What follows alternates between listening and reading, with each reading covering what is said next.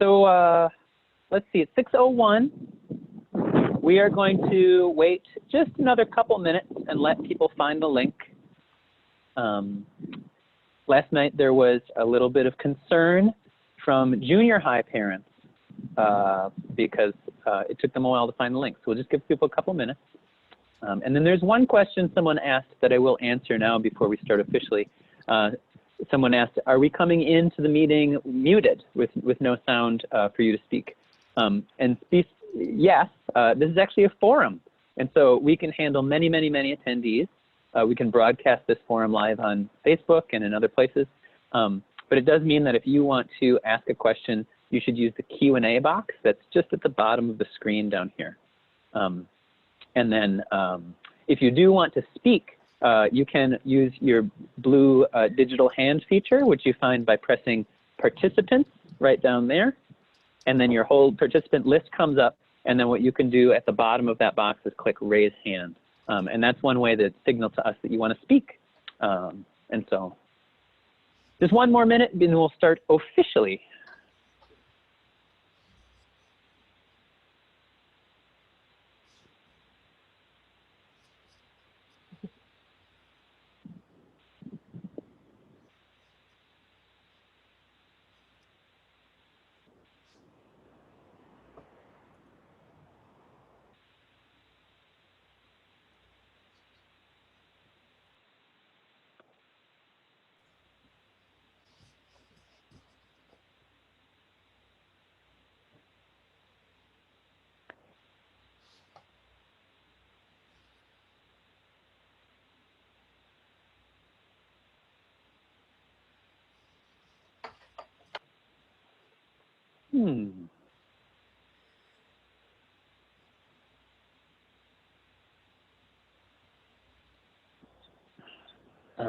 Okay. Mary Jo, are you ready? Okay, wonderful. Then we'll officially begin. Hello, everybody, and welcome. My name is Sam O'Brien. I'm the head of school here at Great River School. And you are at back to school night for the elementary program. It's a different back to school night than we've ever had before. I am outside. I wish we all could be outside together. But as we start this school year, I'm in a gazebo right here. And I know that we are eagerly anticipating welcoming those of you who are coming to the School Resource Center, on Tuesday. And then those of you who are anticipating beginning the school year in distance learning, to start in distance learning on Tuesday. And our teachers and educators and all of our staff have been really hard at work these last 10 days together. And then some volunteers and some families over the summer in building programs and talking about how we're going to begin. So there's an official beginning that I'll get to in a moment. But at this time and in this moment, I just want to identify a couple things. We are living through a viral pandemic, and so we're taking a lot of precautions to make sure that our students and our families and our staff stay really as secure as possible in mitigating the chance of an outbreak or infection that would threaten the health of our community. Secondly, with all of the news that my 7-year-old reads to me some days from the front page of the paper, and also specifically with everything that we study at school even before this year of 2020, we know that we are living at a time of great racial injustice.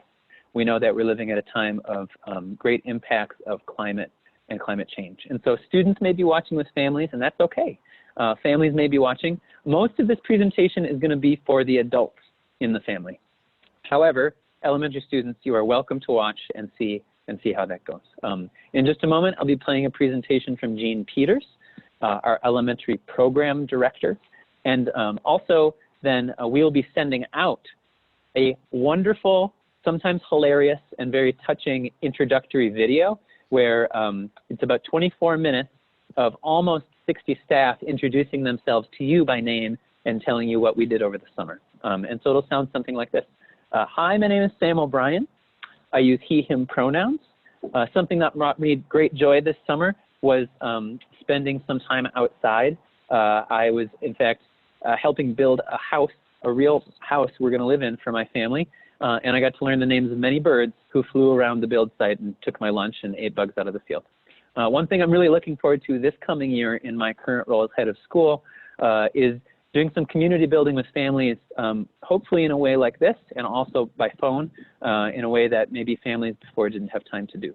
And so you'll hear 24 minutes of those from all of the elementary staff, including Stacy Krieger, who joins us here, but not Mary Jo, who's below me in the Zoom call, I don't think. Yeah, but you can say it now, Mary Jo. Okay, wonderful, wonderful. And so, that's a little specific to this year. And then I also want to say that this year will begin, and when it begins on Tuesday, it's not going to begin all at once the way that a typical school year begins. Very specifically, it's going to feel a little slow to start, and specifically, it's going to be maybe a little bit anticlimactic on Tuesday. And so prepare for that. Just cover how there will be meeting some new people on a screen on Tuesday. If you're coming to the School Resource Center, they'll be meeting new people there too. They'll be learning new ways of how to be together this year. And then also specifically, we're spending the first few weeks of school really getting used to how to do school. And so that's something that often, you know, folks only get the privilege of doing in kindergarten. And we recognize that the way we're doing school this year is a little different. So we are learning content this year. We will be learning reading and writing and mathematical skills. And we'll also, though, be learning how to be together, because we know that academic success is really built on a foundation of how to be together and trust each other. And so with that, there is a train going by where I am. And so I'll ask Stacy Krieger to play the presentation from Jean Peters. And I'll remind you all who are watching that just right down here in the Q&A box down below, oh, my hand's really big right there, down below, you can submit questions there, and I'll be answering those live just after the presentation. And then one note, as Stacy shares her screen in order to show the video, it may go full screen on you. And you can right now click your view box and make sure you pin Mary Jo, our ASL interpreter, to your screen so you can make sure you see Mary Jo while Stacy's playing the video. All right, great. Stacy, are we audio visual ready? Almost. I'm actually going to okay. the screen so Mary Jo is pinned on the page that I'm sharing. Oh, wonderful. A second to set that up. Great.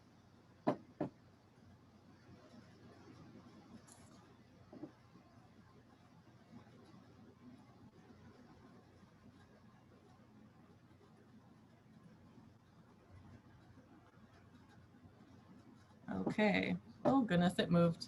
Moving it back.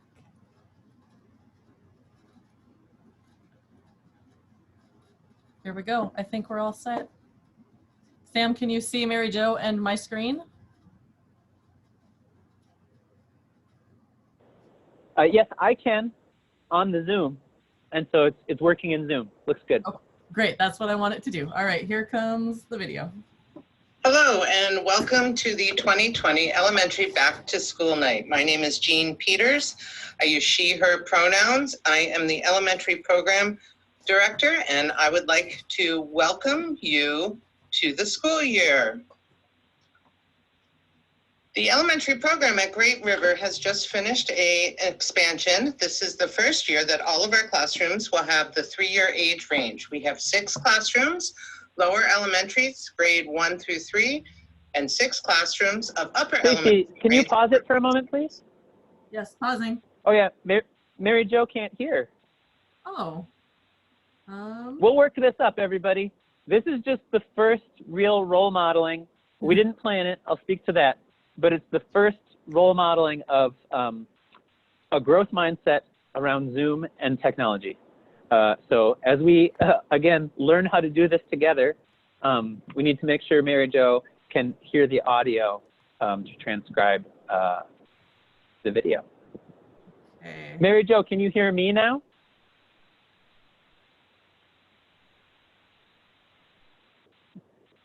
Mary Jo, can you hear me? Okay. Now you can? Now you can hear me? Great. Okay, Okay. I'm going to start Okay. this back from the beginning for Jean's piece. All right. Okay, here we go. Hello and welcome to the 2020 Elementary Back to School Night. My name is Jean Peters. I use she, her pronouns. I am the Elementary Program Director and I would like to welcome you to the school year. The elementary program at Great River has just finished an expansion. This is the first year that all of our classrooms will have the 3-year age range. We have 6 classrooms, lower elementaries, grade 1 through 3, and 6 classrooms of upper elementary, grades 4 through 6. So what is school going to look like this year? All schools were told to prepare for 3 different scenarios: distance learning, the hybrid model, and the in-person model. Great River School will reevaluate every 6 weeks and determine how to proceed. Regardless of the scenario, we know the school will remain a resource center for those who need it. We know that students in the elementary classroom will build a relationship with classroom adults, the support staff, and their fellow classmates. We know that elementary students will continue to have lessons, have independent work time, be able to collaborate and share their work, and will have a community meeting every week. As a Montessori school, Montessori pedagogy is put into the center of our planning.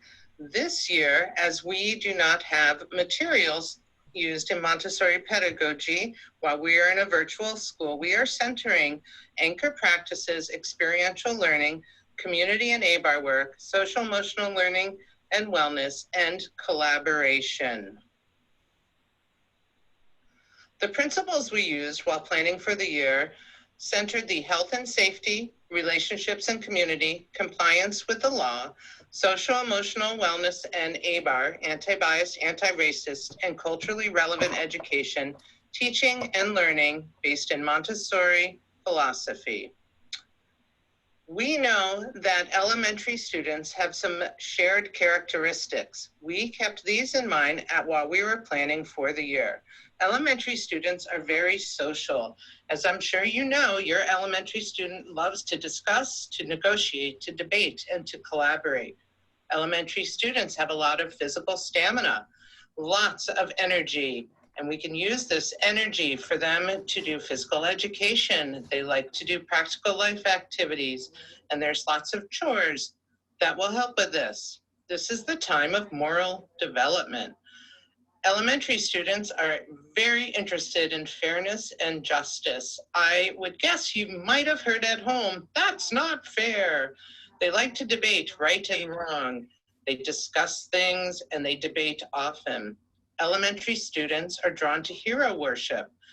They love to hear stories about people and to research their heroes. Another characteristic of an elementary student is abstraction. This is the time that they are moving away from the concrete to the abstract.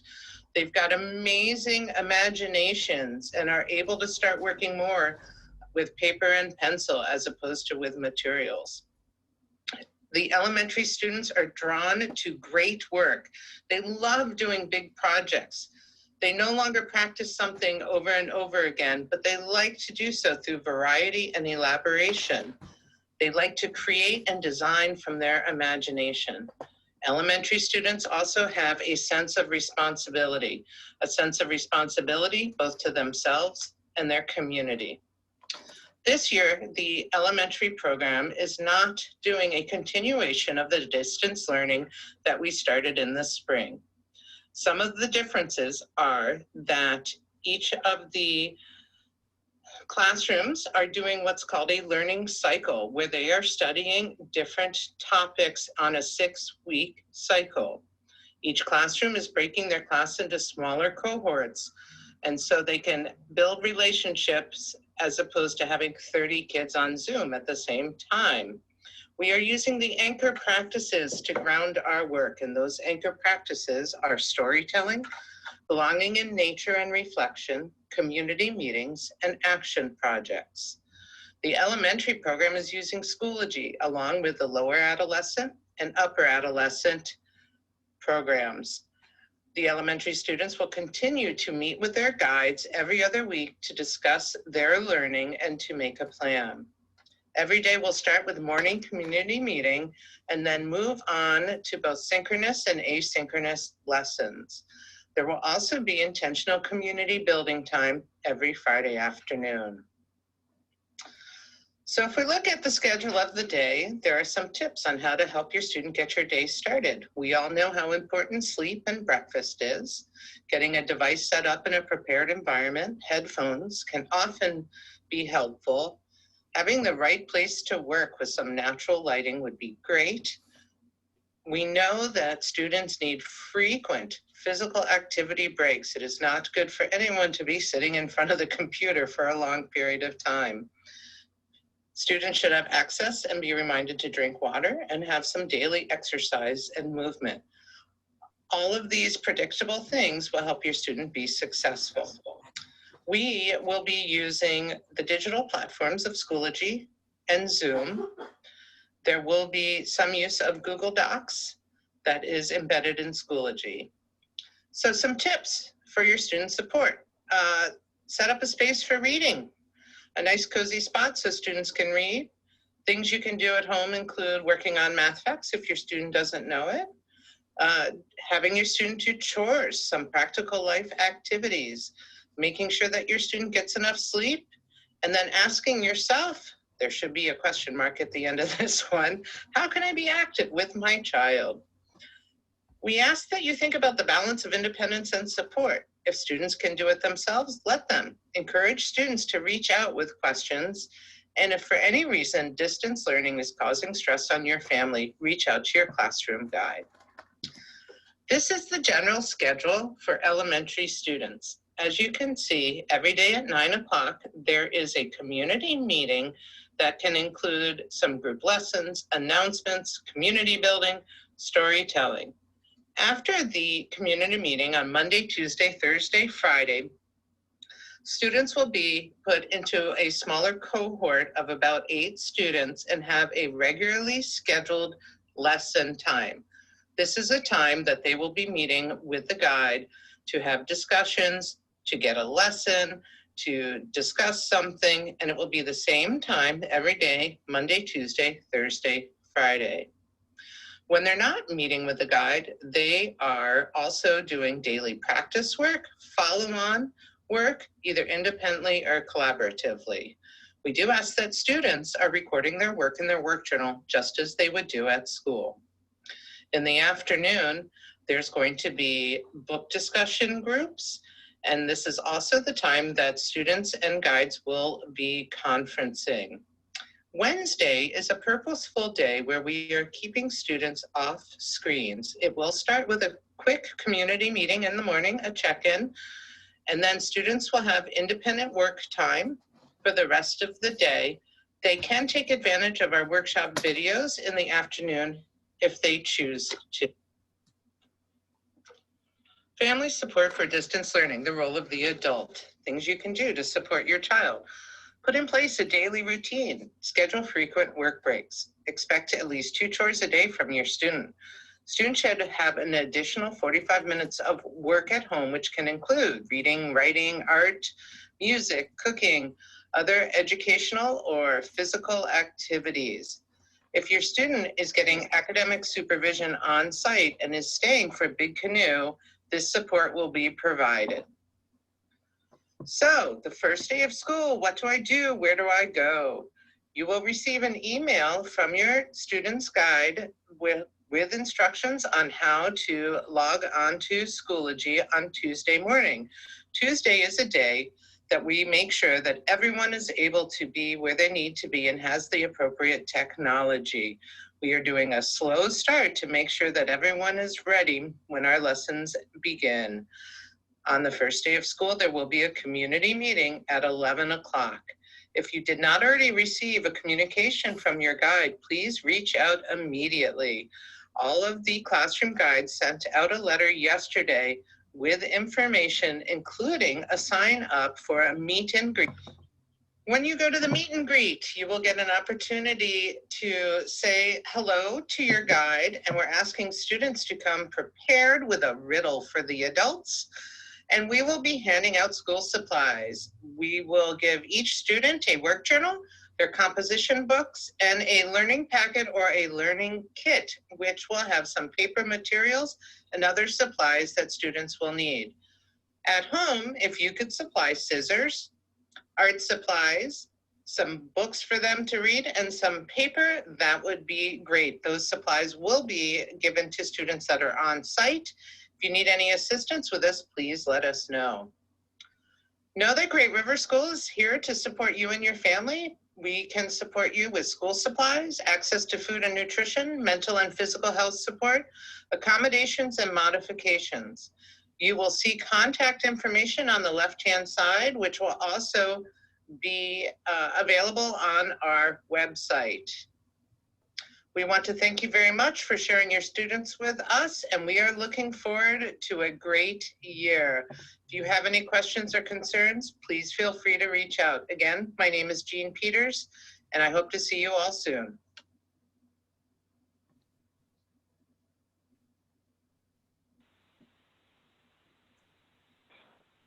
And wonderful.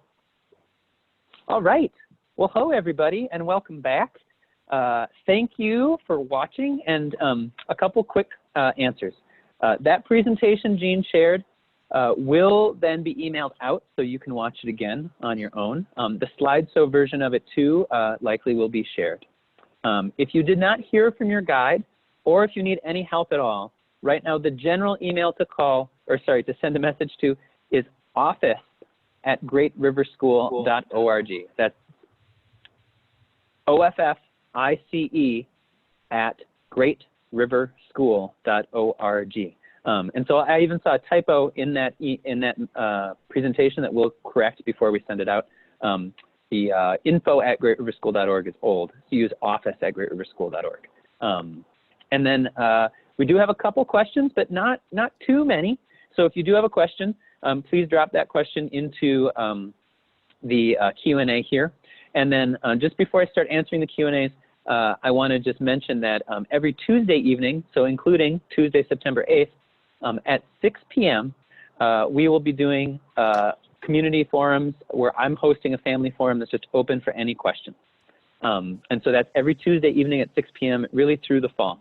And then also I want to let folks know that on Wednesday evenings, I believe it starts at 8:30 p.m., there is a parent organized parent support group that is being hosted by Kathleen Erickson. That's for lower elementary parents. We'll keep putting those in the family communications we send out. And tomorrow, on Friday, we will be sending out just a general email reminding folks what's happening next week and how we're beginning the school year. I see a few questions here that I can answer. And then if you got any questions at all, please drop them in the Q&A. If we get through the questions, then I might ask Stacey for you to have ready the 24 minutes of lovely faculty introduction. Yes, I also have some Facebook Live questions to add in here too. Oh, wonderful. Okay, great. So I like to treat this a little bit like a radio show. And so everybody, I'll just do the whole spiel. Nathan L. writes in, first-time caller, long-time listener, says, a very specific question. I made up the first part, everybody. I'm sorry. A very specific question. Can students use their GRS emails to sign up for a Zoom account? Are they restricted in any way? Thank you. Nathan, that's a great question. And specifically, students in the elementary should not use their Great River email to sign up for a Zoom account. It's not necessary or needed. All necessary Zoom links will be embedded within the Schoology classroom that the teachers build. Zoom actually has a policy that under 16-year-olds should not be making independent accounts for themselves. We don't have Zoom accounts for all students through our school. We don't have a school program that requires students to have Zoom accounts. And so you should be able to use Zoom just fine without an account, though. If you have any challenges, do let us know. Heidi asks, will lessons be recorded if students want to see them or rewatch them? Heidi, some lessons will be recorded. Likely not every single interaction, however. And then very specifically, as teachers are engaging with students in the Schoology format, there will be some recorded presentations where the teacher's face is in one corner of the screen, maybe like there. And then the presentation is here. And so it's a much more interactive, I think, version of presentation than we had recorded in the spring, even though some of those things in the spring were quite wonderful. And then specifically, We do encourage students to keep a structure to the day, if at all possible. And if you have to change up your structure for the day or it's not working at the time that you have lessons, let us know. We want to work with you to make your schedule work.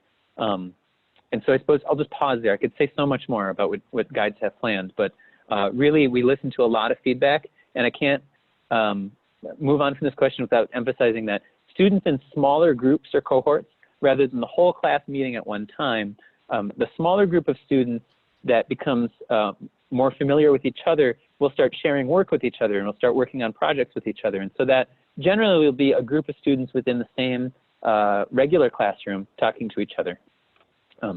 Kristen asks, if we didn't hear from our guide, who do we contact? That's a great question. You can email office@greatriverschool.org, Kristen, and then we will make sure that you get that email. Possibly there's a typo in your email address, and we just got to fix that. So Zoe asks, if we cannot make a meet and greet due to sheltering in place or away from the cities and health concerns, how do we connect and get supplies? Zoe, that's a great question. Again, we're trying to make this a consistent answer, but an email to office@greatriverschool.org will generate an answer for you. Secondly, we do plan on keeping track of who is able to come and do that physically distanced meet and greet. And if you are not, we have several options of usually, if you're that far away from the cities, mailing the packets that you need. And then if you're within a regional delivery area, delivering the packets that you need. I won't promise deliveries, say, between 55108 and, north of Cloquet, but it could happen. Anonymous attendee, are the Tuesday meetings recorded as well? Indeed, they are. Anonymous attendee, you've been my friend in all of these forums. And Stacy, if you let me screen share, I can show people where those will be. Anonymous attendee also says, will there be any alternative meeting times other than Tuesdays at 6 p.m. for folks who can't make that time? The short answer, thank you. The short answer is that we're going to hold that consistent time on Tuesday at 6 p.m. And if you email a question to us, again, at office@greatriverschool.org, Holly Bell, our Director of First Impressions, will read that question to me, and then I'll answer it. That's Holly's proud title, Director of First Impressions, Holly Bell, Esquire. And so just here we go. I just want to remind folks who maybe haven't been part of those family forums on Tuesday evening, thank you, that as I screen share here, this greatriverschool.org/return site really holds a lot of information we've been communicating over the summer. But perhaps you have taken the summer as a respite from communication. And if you've taken that rest from communication, you can find really a good summary here of everything that I say on Tuesday nights. Specifically, as you scroll down, there's a lot of messages from early in the summer. And then the School Resource Center program, I think, is something I want to just take a few minutes to explain. Because in particular, we know that over half our families are very concerned and tentative about coming in person. We know another third of our families roughly are planning to quarantine all year or shelter in place all year. 1/5 of our families, though, do definitely need a place to be. And so this is school-wide. And what we know then is in order to serve families at home, provide supervision and care for students at school, and then engage in education in the most secure way possible, both for faculty and staff, for students and families, and the whole community, we're providing a campus-based resource where students who RSVP, and now at this point, we're on a 2-week rolling, basically, enrollment for the School Resource Center. But you let us know that you need the School Resource Center. And we have all the families who have signed up already enrolled. And then 2 weeks now, ahead of time, you let us know, and we'll let you come too. Specifically, if you're in a family who is an essential worker, specifically if you're in a family who your family qualifies for benefits through educational benefits or free and reduced lunch, or specifically if you're in a family that might not fit in those first 2 categories, but without your student at school, your employment or your family stability might be threatened. In that case, we want to make sure that you know the School Resource Center is available for you, and that's for students of all ages, not only elementary students. However, what it looks like is distance learning, where our licensed education guides are still doing a distance learning program, so they're not necessarily on campus, but Great River School adults are on campus. And we have groups of students somewhere between 10 and 15, depending on the day, where students who are on campus need supervision and care, and so we use physical distancing, we have masks on, We have mitigation strategies to reduce the risk of contagion, and then a physical space to participate in distance learning with a supervision from a Great River School adult. That's from 9 o'clock to 2 o'clock every day.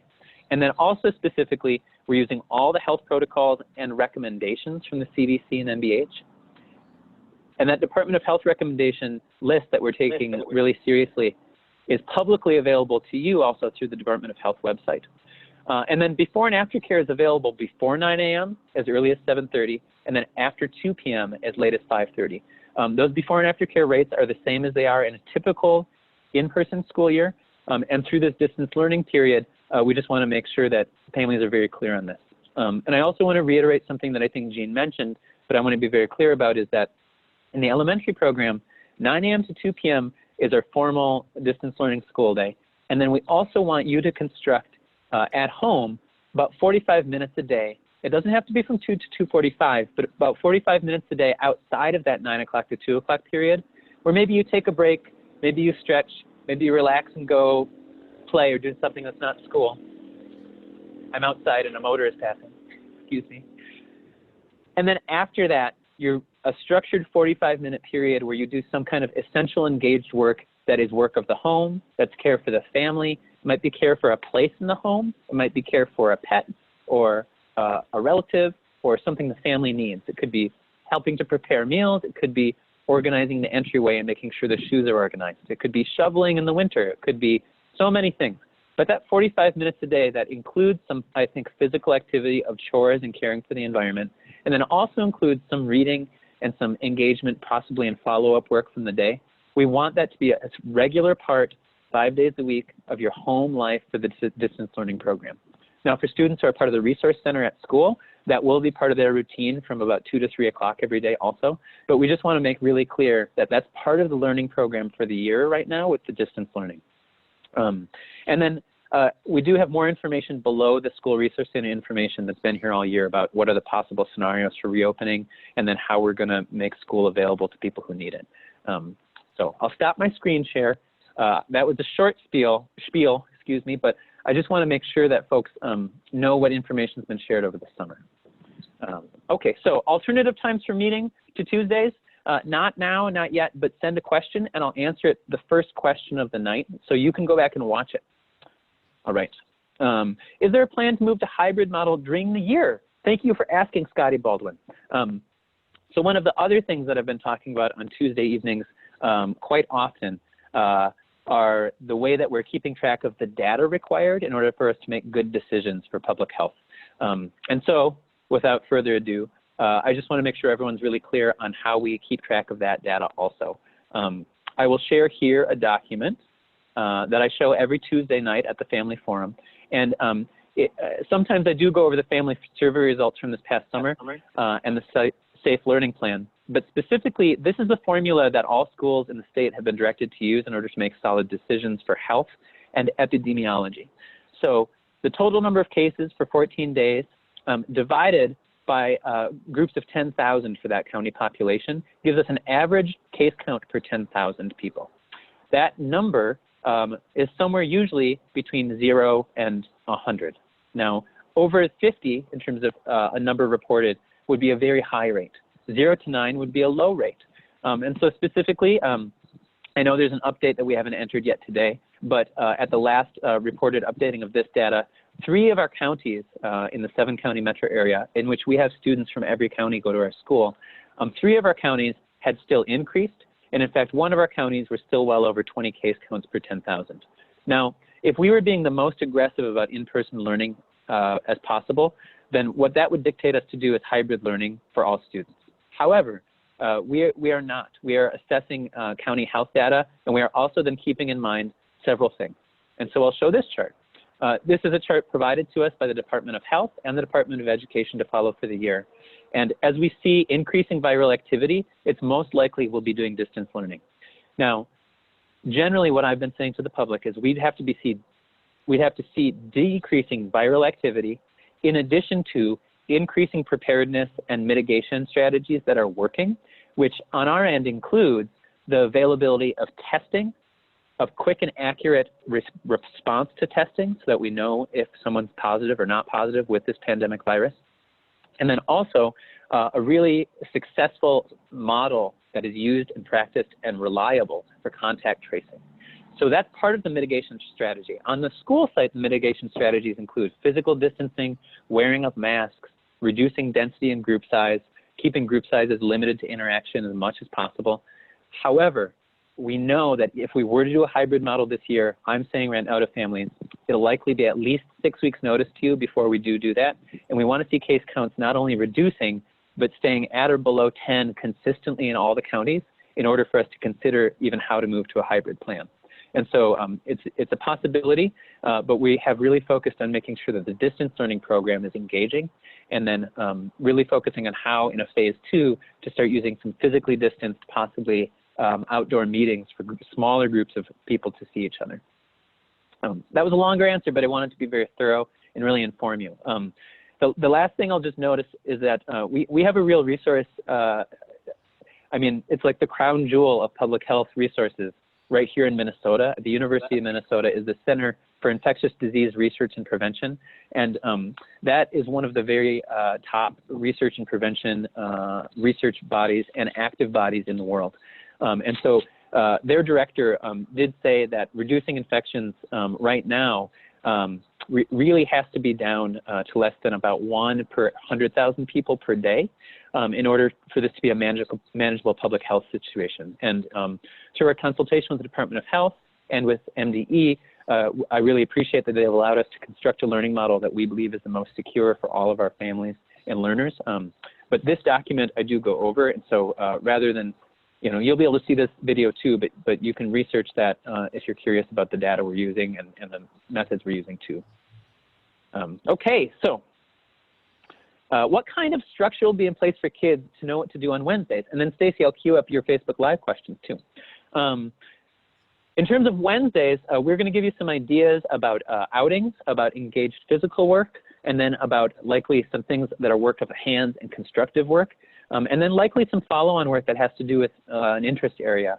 And so in terms, I know that's a very general answer I've just given, but it does vary widely between lower L and upper L. And then just in general, as we start the year, we'll likely be offering a little more structure for Wednesdays than as the year goes on, and hopefully a rhythm can be created for you.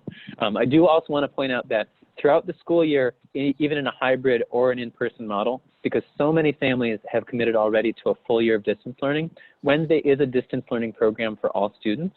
And so getting into a Wednesday routine at home is a great thing to even start just right now. Stacy, you have a Facebook Live question. We have a couple. Will there be any sort of separate welcome, tour, or information for students new to Great River? Yeah. For students brand new to Great River, what I will do actually on Tuesday at 6 p.m. is just focus on questions that you might have. And so I know it's really, usually at a back to school night, really effective to be in the campus, to see the building, to take a deep breath there, and then having breathed the air together in the same place to feel a little more comfortable there. Now, sadly, one of the consequences of the pandemic is that is one of the absolutely prescribed things not to do. And so if you do, however, want to see the campus, want to see what it's like, that is something that likely will be planned into your year, but you can contact us if you need to see that. However, just to be part of the school culture, that's really what the first few weeks of our distance learning program is really investing the most time and effort into. And so any questions at all about the school, I can and will answer. And then that first day of school and the first few weeks are really the times to really start getting comfortable with how school is operating. What's another one? What can you tell us about after-school activities for things such as soccer, Lego League, or the Model UN group? Oh, great. So we will be, specifically, I'll speak to maybe each group. One, Model UN is just on pause right now, frankly, as the International Model UN figures out how it's operating. There could be Model UN started later this year, but for now it's on pause. Things like Lego League and robotics. In terms of Lego League, I know official Lego League is also still paused. The robotics team, however, is participating. together with physically distanced rules and sometimes virtually. So I could imagine that mid-year, maybe in the winter, they'd be ready to start some activities. And then I think there was a third activity mentioned there, Stacy. Lego League Soccer. Will, yep. We don't have a soccer program right now through the elementary. And so I will also then say, if you are a family or a parent with resources and time, really time the biggest resource here, then you are interested in providing such a club of some kind, then please let us know, and I'll support you to get involved. I also want to speak just to a moment that the parent engagement group, you'll be hearing a little bit from the parent engagement group, and if you are an ambassador, I'll be sending you an email tonight about how to get involved and generate some community building opportunities among the families at school. And there's just one more open question on Facebook so far, which is, maybe you talked to it already a little bit. Beyond meeting their teacher the first week, are there plans for any outdoor meetings? So yes, we've really focused on that first week meet and greet, and then making sure that we are focusing our time on the implementation of distance learning. And then I do look in weeks 2 through 5 to see some organization of physically distant but social gatherings of small groups of students and families. And what we really realized is that we want to make sure we do that right the first time and really establish good norms. And so expect those to be rather small gatherings, and they have some guidance online beforehand. And so again, that likely will start in sort of a phase 2 model, the 2nd, 3rd, 4th week of school, and then continue with optional times to come. However, we also want to be mindful that some families and students will not be able to participate in those. And so we are planning ways in which when we hold those gatherings, they won't be exclusionary and won't imbalance classroom participation. All right. Any more, Stacy? Yeah, one more just came in. How can parents who have resources and or time help parents or families who might really be struggling right now? Oh, that's a great question. So I would love to see that question actually brought to the Lower L Parent Support Group for parents to answer that each other. That again is 8:30 on Wednesdays for Lower L parents. If you are a parent, however, who does have some resources and time and you have an idea, then please send that idea to us at office@greatriverschool.org. We will do our best to lift you up on a platform where you can communicate clearly with everyone you want to get involved. The parent engagement group would be the first place to formally engage, and that group is going to be getting some momentum going just in the next few weeks here. And then last, in terms of what I see resources could be used for families are really more time available to provide some structure for students who, while at home in distance learning or wherever they're doing distance learning from, need a little bit more accountability to either engage with peers or engage with kind adults. And so this is really a call for community building that requires stepping forward in a vulnerable social way to say, I'm available, and then have us be kind to each other in how to make that work. So we are working so hard at school to make the distance learning program work, and for you to be able to offer something generous like your time and your effort, either virtually or for some kind of physically distant gathering, please do that. If you are not aware, the parent engagement group hosts a Facebook page, and that can be a good place in an elementary Facebook page or the general school Facebook page for a community page to be putting calls out like that. Not all the parents, not all the caregivers are on a Facebook page, but the Facebook page is a good place to engage a good number. What do you think, Stacy? Accurate answer? Yeah, pretty good. Okay, great. Thanks. So a family asks, can you speak to how guides will support students to be accountable to the daily and weekly expectations? Yes. So the work journal that's kept, specifically then the one-on-one check-ins with adults that are part of regular routine, and then structuring smaller groups for work accountability so that you're reporting back to each other about what you accomplished that day and what's planned the next day as a routine a couple times a day, not just maybe once a week. And so last year, really I feel like the storm came with very little notice and we were all caught in the rain, so we found shelter where we could, right, as an analogy. And now what I think is we saw a forecast for rain, and so we've constructed better shelters. We think we have some good ways of dealing with it, and then we've hopefully provided some slickers for everybody. And so as you get engaged with learning this year, I think the real challenge will be going through that parent role of reflecting with your student often as a partner in how that student's working, and then making sure that you as a parent and that we as a school are really sharing the same information about how to best support your student. And if, frankly, you're just feeling like you're ready to pull your hair out in how to help hold your student accountable, that probably means that we're close to a breakthrough. And so please let us know you're feeling that way. And then also, ask us if there's a different way we can use language with you and your student, or if there's a way you're seeing your student need something, and we'll do our best. Anonymous attendee, you're asking all the questions. Here we go. Is there a way for students to access the, quote, real Montessori materials from the classroom as opposed to the send home materials? Could we either check them out and take them home, or make appointments to come to school and use them? So I've heard this idea proposed, and if you're not coming to the School Resource Center but you want to engage with the materials, we are discussing right now some ways to possibly do that, but we don't have a formal program ready yet.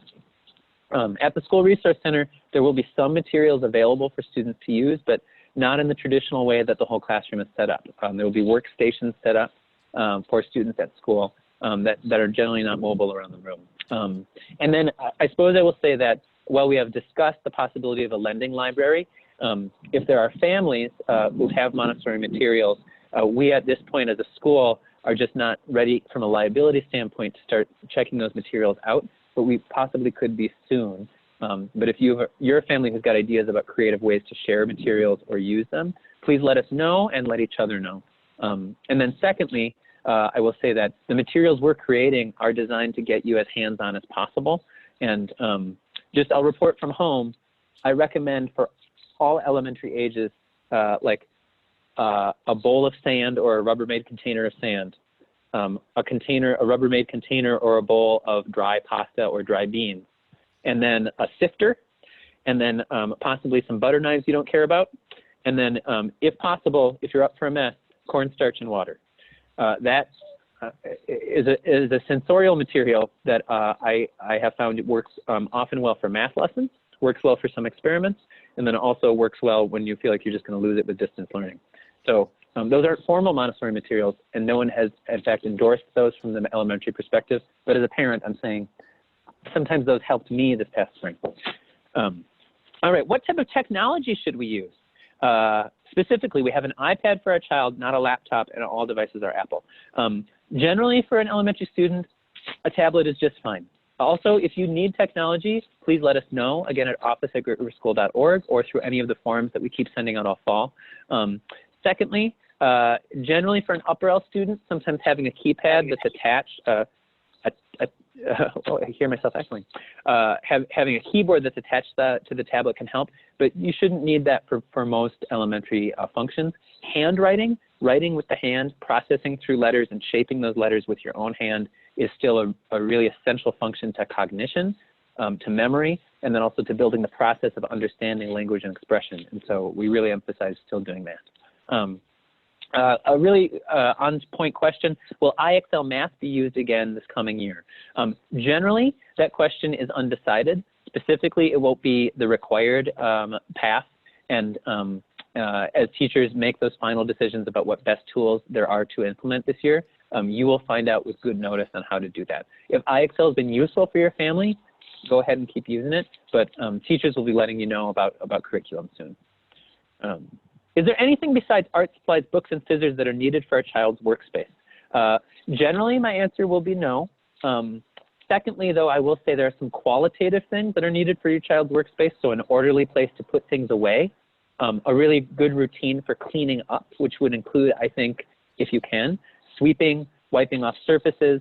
Of course, you wipe off surfaces and then you sweep if you've cleaned up yourself. Wiping off surfaces, sweeping, possibly vacuuming, and then, a good place to put your things away in an orderly manner. We will be providing some materials, and then really any of the learning materials for anyone who's coming to the School Resource Center. We've given you a really succinct list for those. As the year develops, there may be other materials we provide or find are useful. If you find something useful, please let us know. Oops, I can't answer that one live. Aaron Moran says, we're new to Great River School. Does Great River provide iPads or other things for distance learning, or do we use our own? So you may use your own. And if you do need, say, a tablet or a Chromebook to use, please let us know. Generally, we want to know that either through one of the responses in the forms we've been sending out in the newsletters. But at this point in the year, if you still need technology, email us at office@greatriverschool.org. Very soon, though, I believe starting next week, there'll be a rolling way to let us know each week if your needs are changing, either with technology or the School Resource Center. Stacy, anything else I should say about that technology request? No, we're waiting for another 170 Chromebooks to come in, but we still have enough to help people who need it. Yep. And we do have tablets, and generally I would say the sensory experience of a tablet for your lower L student is absolutely, totally enough for this school year. And for an upper L student, some typing may be useful if you're using a tablet. So another question, can you expand on the small group work? How are groups determined, et cetera? So we go deep into the trenches of our educator minds and really talk with each other to determine how groups will function, how they'll be interdependent. And my understanding is the groups have been constructed such that there are probably a variety of personality styles in the group, and also ways that the group will probably challenge each other in good ways to engage in their work. And so then specifically the group sizes, I believe, are somewhere between 6 and 10 students. And then the way that you engage them in a Zoom call with a consistent smaller number of students around work is much more meaningful. And also then you become really responsible to your group mates for your work, which again, much more closely recreates the interdependence of a Montessori classroom. And so that's how they'll be made. You'll be learning in the first few weeks how those groups will work. And again, the start to school on Tuesday will be a slow beginning.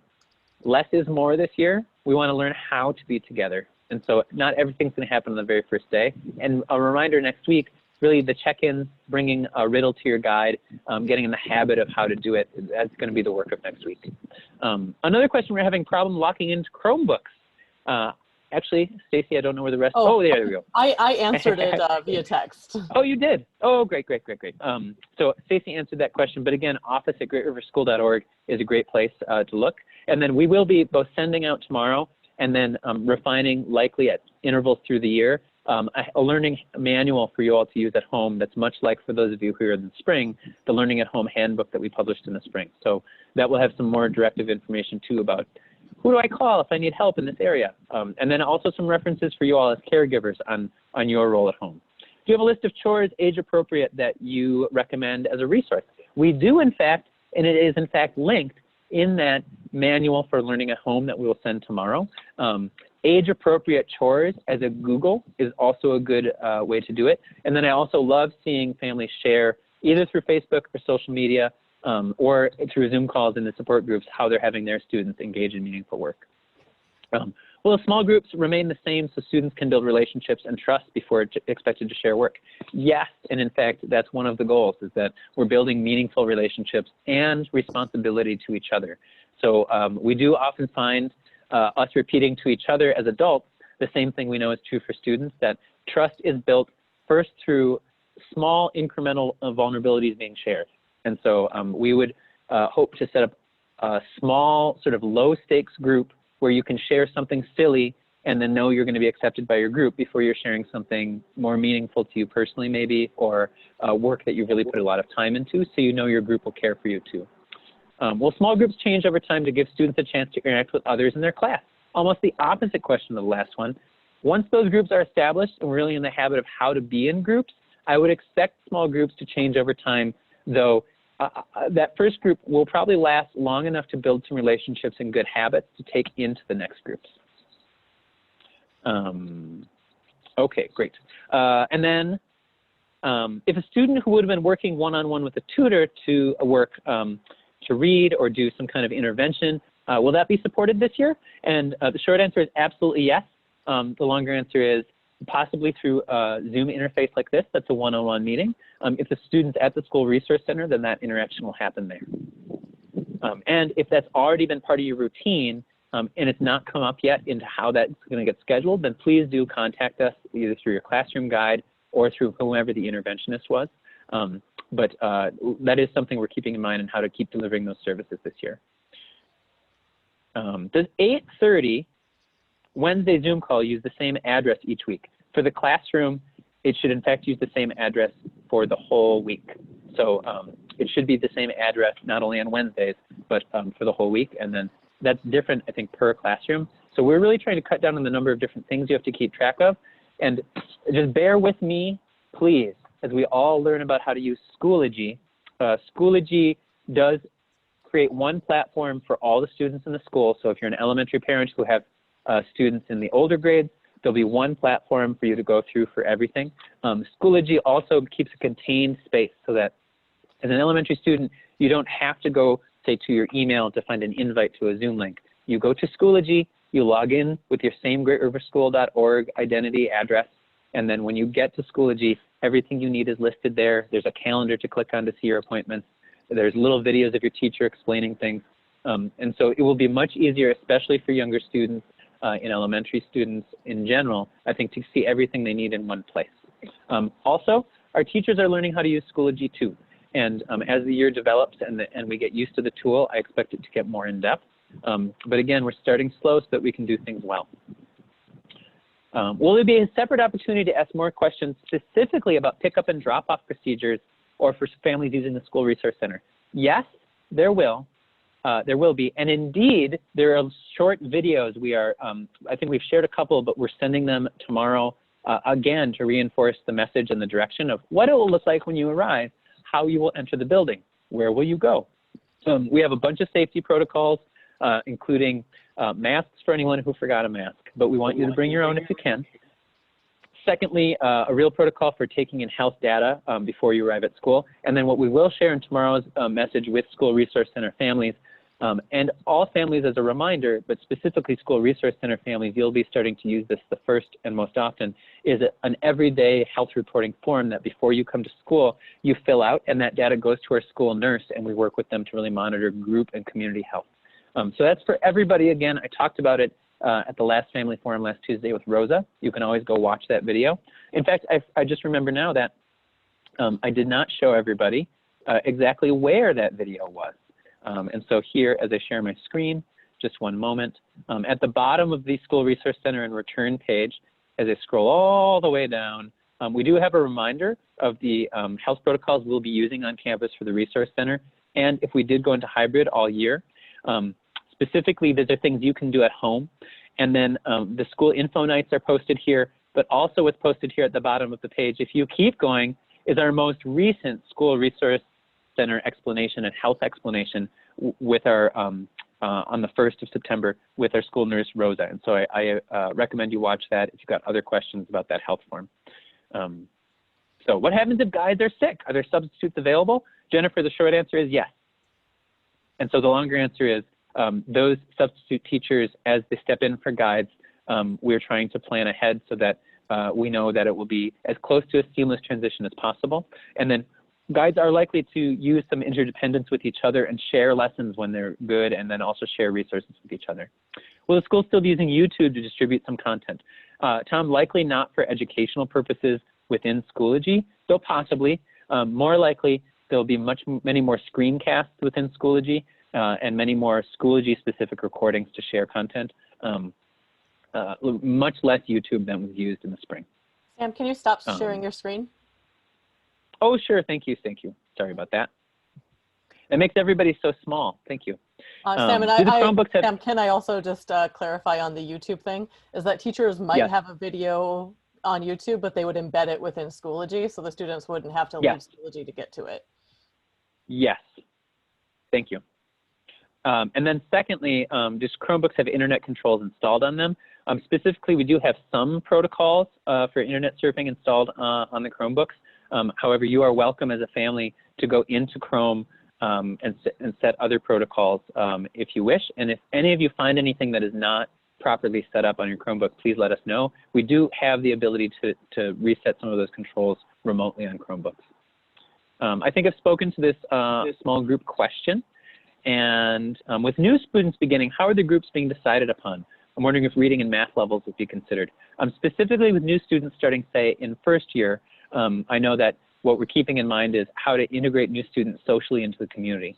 With new students who might be in older years, the level, say, of reading or math that a student is capable of doing independently is something that we will pay attention to in the groups, but it should not be something that, say, limits the factors. We're not tracking the groups academically. Does distance learning include specialist classes, e.g., art or outdoor education? Specifically, yes, there will be some opportunities for our workshop educators to share some of the things they developed last spring. And then there may be some other specialist engagement later this year. But through the distance learning program, a lot of the engagement will be in the content that the classroom guides have created. And then as we get through phase 1 of that, we will see how we're able to integrate more things too. Will students have opportunity to participate in friendships groups set up by the social worker as if they've done them in the past, or as they've done them in the past? So the only change would be generally they won't be in person at school, but yes, I do know our social work team is planning to implement the same kind of friendship groups, and so I look forward to those happening. And then Scotty Baldwin says, is Schoology different than PowerSchool? Whew, I think we might have gotten through all the questions on time. I tried to pace them, but it's always an accomplishment when it happens. We have a couple and in you can chat ask me the Facebook one. Okay, good. So Schoology is in fact separate from PowerSchool formally, but does speak to PowerSchool, and so it's related. It's like a cousin. And so everything that happens in Schoology is much more lined up with PowerSchool, and so therefore, say, classroom communication to families should be much easier for you because it's a one password operation for your students. PowerSchool, though, is still a separate system that does track attendance. Stacy, any other details on that? No, I think that's pretty good. Okay. You'll log in differently. You won't log in through PowerSchool or anything. It's there's an address we'll give you for Schoology, and then you'll log into that with your students' Great River School email address. So there's more information and a how-to video coming about that this weekend. Great.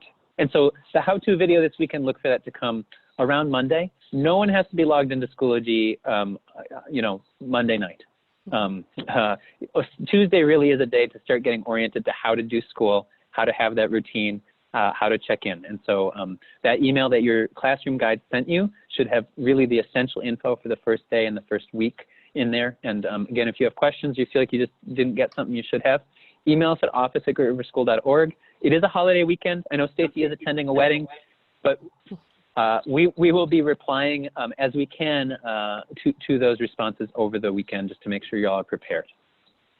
So will there be a separate meeting like this for students with IEPs? So we won't have a community forum for students with IEPs, but you should be able to request or set up a meeting with your IEP team. So your case manager, possibly other people on the team in order to talk about how that IEP will be served and met during our distance learning format. All right, so we're moving out of the Q&A for now, and Stacy, let's go, hit me. Okay. All right, is it okay for kids to use school laptops to do their Zoom meetings each day? Yes, indeed it is. So if we supply you with a laptop, then you can and should use that to do your schoolwork, including the Zoom meetings. Generally, we don't want you trying to download anything on your laptop that's not for school. And generally, the laptop's not for gaming. And then all school rules apply to all digital communication too. So you got to use grace and courtesy and kindness all the time. Don't be sarcastic on the computer. I'm not being sarcastic right now. Don't do it. Okay. Is lunch from Great River available for students going into the Resource Center, or should we send a packed lunch? Will there be more information about what we need to send for these Resource Center days? Indeed, and if you are signed up in the elementary for the School Resource Center, there was a general email sent this afternoon. So if you believe you're signed up for the Resource Center and you didn't get a general email with a list of things to bring or some basic questions, please email us at office@ just as soon as you're able. And then tomorrow there'll be a specific email sent to School Resource Center folks with a little bit more how-to. And yes, you may have lunch at school at the School Resource Center. It'll be a bag lunch. There's a bag lunch option. By COVID guidelines and state standards, we are not preparing an open hot lunch bar this year. It's a bag lunch that will be delivered to the room, your student's name on it. Your student will take it to a space and open it up. It's all prepackaged and clean. And then you will want to be pre-ordering that. And so we have a lunch pre-order form, and we'll make sure that is also in tomorrow's communication. All right, what's next? There's a comment from Lila and Anya saying if you qualify for free or reduced lunch, you can get very inexpensive internet from Xfinity at internetessentials.com. And there's a parent who is offering to do some small archery groups this fall. So if we get that going, that we will have some communications out to folks about that. And nice. Those are the questions so far. All right. So the parent who's involved in archery, I just want to note, if you are one of our certified archery coaches, please contact us at office and I will help you set up in how to maybe carry that out safely and then use some school equipment if you need it. Okay. Stacy, sorry about cut you off. I talked right over you. I'm sorry. All right. There are no more questions unless I'll check Facebook quick. Nothing yet.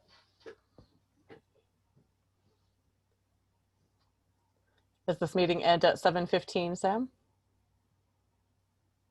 Oh, you're muted now. I said it could end at 7:15. Specifically, I believe we did start at 6 o'clock. We will end, sometimes I just stay until all the questions are answered. I see one more question in the Q&A, and I'll just close with a reminder that tomorrow there's some information we're going to put into a comm. But right now, is academic support from 9 to 2? How would my child be able to attend an 8:30 Zoom group? So specifically, Jennifer, if your child is on the school Resource Center campus at 8:30, they can attend an 8:30 Zoom group then. If you are in transit to the school Resource Center at 8:30 and your classroom has planned an 8:30 meeting, just in all earnest honesty, that could likely be a schedule change that has to be made because while we used to start in-person school at 8:30, now that we start School Resource Center formally at 9, we will have to line those times up. And so that is perhaps a wrinkle in some of the invitations right now. And so I don't want to cause anyone alarm, but I will go immediately and talk to Jean Peters, our program director, and make sure she and her guides are all on the same page about how to have that Zoom link probably be during the 9 to 2 period that we all committed to in the middle of the summer. So I have that same question now just as you think of it. So thank you for asking. Competence is present in our planning, but it is not infallible. So if you see a hole in what we've done or what we've communicated, thank you for speaking up right away. We want to build trust through owning up. Okay. All right, folks, there's some things that might be in the chat that I haven't seen yet. Stacy, have you seen anything in the chat that we should be answering? Nothing new. I'll check Facebook. I'll check Facebook one more time. Okay, great. I don't see anything in the Q&A. What I will close then by saying, for the folks who are still here, the 76 of us, I will say this.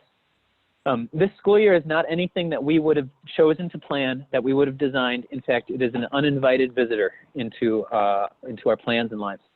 And it is not easy, and we are frankly heartbroken to not be able to just engage in the kind of school that we have run before. And so we look forward to a time when we can do that again. And in the time that we're living right now, I believe it's essential that all the adults who are listening to this call, really, we take it upon each other and ourselves to hold ourselves accountable for doing more than lamenting the situation that we're in. And in fact, perhaps celebrating some of the things that have come out of this that we can celebrate. And then in particular, when we do lament the things that we're missing, to engage, I suppose, with the memory of the joy that that thing brought. So being together was so fun, is so fun to do. And what did we love about it? How are the ways that we can do that now? And when we're sad about the things, be sad about them. But I'm not concerned that our children are somehow getting less out of their lives right now than they did a year ago or 2 years ago. And then specifically, I want to say that sort of bravely as a school leader, and to you as an adult, and to you students who might be watching, that there's a lot worthwhile to engage in right now. And yes, it's challenging and different than what we knew before.